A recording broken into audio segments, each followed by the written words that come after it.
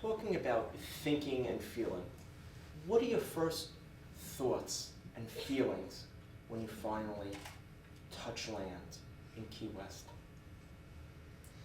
I was dazed. It was physical, but I think it was more emotional.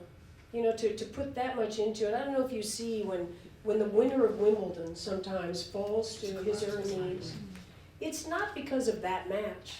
It's all the injuries that happen, all the people who play part in it, all the emotion that they love that place and they revere that title. So it's everything that goes into an athlete's life.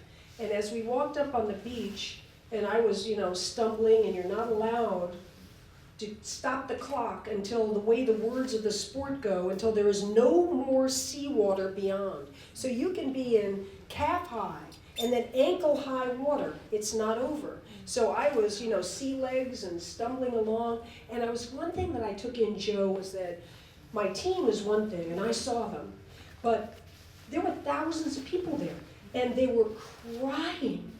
They were crying, and I thought, it didn't hit me in the analytical way that it would later, but I realized what it meant to them. And I think that those completely unconscious words that I said at the end, I have, in an ego way, rehearsed that speech. I was ready since 1978 with an oration that you've never heard before. I mean, it was going to be, a little bit of Sartre and a little bit of Browning and the whole thing. But it wasn't. I completely forgot all of that. And I absolutely, in an authentic moment, said, I got 3 things to say. 1, never, ever give up. 2, you're never too old to chase your dreams. And 3, it looks like a solitary sport, but it's a team.